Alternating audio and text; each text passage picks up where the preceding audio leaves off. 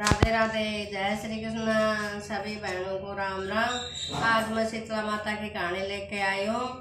आपको कहानी आशा करती हूँ आपको कहानी अच्छी लगेगी, सुनना। डूंगर से शीतला माता बैठ कर देखने लगी कि मेरा कोई मंदिर नहीं है, तो मेरी पूजा कोई नहीं करता है, तो मैं नीचे जाके देखती हूँ कोई पूजा करता है कि नहीं करता है मेरी। तो शीतला माता डूंगर से नीचे उतर आई, बूढ़ी माई का वेश करके, और नगर में घूमने लगी। कहीं मंदिर भी नहीं दिख रहा और न मेरी कोई पूजा कर रहा है।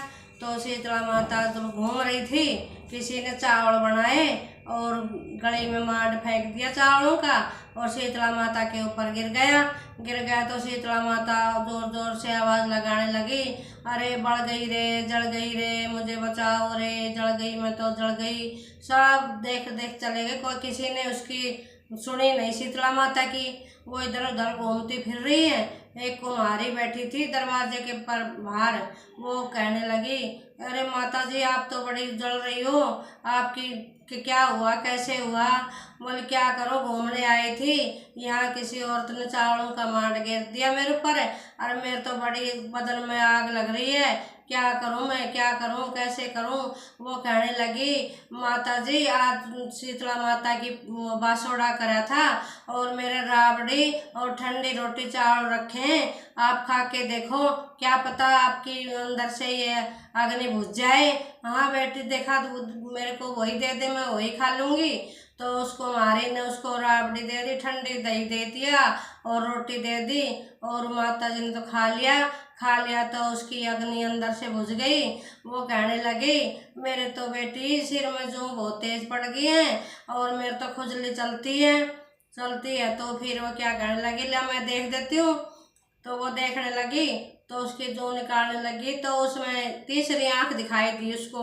अब वो डर गई, पता नहीं क्या है, कौन कहाँ से आई है जिसपे तो तीसरी आंख है। वो कहने लगी, बेटी मैं तो माता हूँ शीतला, और तूने मेरी अग्नि बुझाई है, और तूने मेरे को आदर सत्कार दिया है, मेरी जो निकाली है, और मैं तो अब यहीं रहूँगी तेरे पास।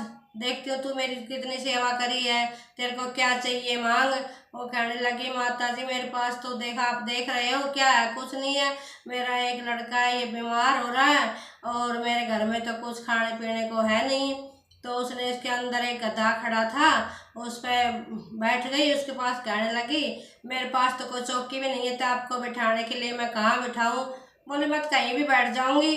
वो गधा खड़ा था अंदर, वो गधे के ऊपर चढ़कर बैठ गई और झाड़ू ले लिया हाथ में, और वो झाड़ू लेकर के उसके घर में सारे में झाड़ू लगा दी, और दलदरी सारा बाहर चला गया उसका, और घर में खूब धन दौलत हो गई उसके में। वो कहने लगे, भाई कुमारी के तो कुछ नहीं था, इसके तो बहुत जो धन दौलत हो गया। अब रात क्या बोल कहने लगी, बोली कल यहाँ सारे नगर में आग लग जाएगी, सब जल जाएंगे, तेरा घर बचेगा। बोल क्यों? बोल शीतला माता की कोई पूजा नहीं करता ना, इसलिए। तो बोले देख लेना, तेरा घर बचाएगा। बोले अच्छा। तो दूसरे दिन सच में ही आग लग गई नगरी में, और सबके घर जल गए, उस कुमारी का घर बच गया। तो राजा ने देखा, भाई सब पूरी नगरी बढ़ गई और ये कुमारी का घर कैसे बचा? तो कुमारी को बुलाया और कहने लगी, तेरा घर कैसे बचा जब सारी नगरी बढ़ गई?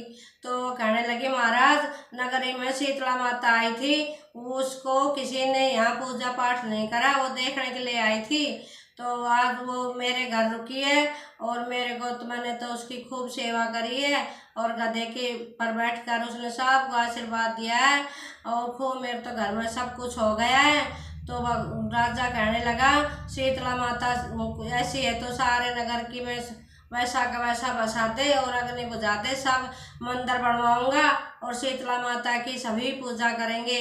शीतला माता की सभी पूजा करी, और सब ने ठंडा भोजन बनाया, गुलगुले बनाए, पापड़े बनाए, और राबड़ी बनाई, और चावल बनाए मांड मार मीठे, और सभी शीतला माता की पूजा करी, और शीतला माता सबका दुख दूर कर दिया, और शीतला माता सबको आशीर्वाद देके गई, अक्षात्य को बढ़ाओ और अष्टमी को शीतला माता का बासोड़ा सब पूजो, सब अपने बच्चों को ठंडा भोजन खिलाओ, और सब बच्चों को अपने शीतला माता पर जा तो धोक दिवा के लाओ और ठंडा भोजन खाओ, सबकी मनोकामना पूर्ण होगी। सीता माता आशीर्वाद देगी सबको।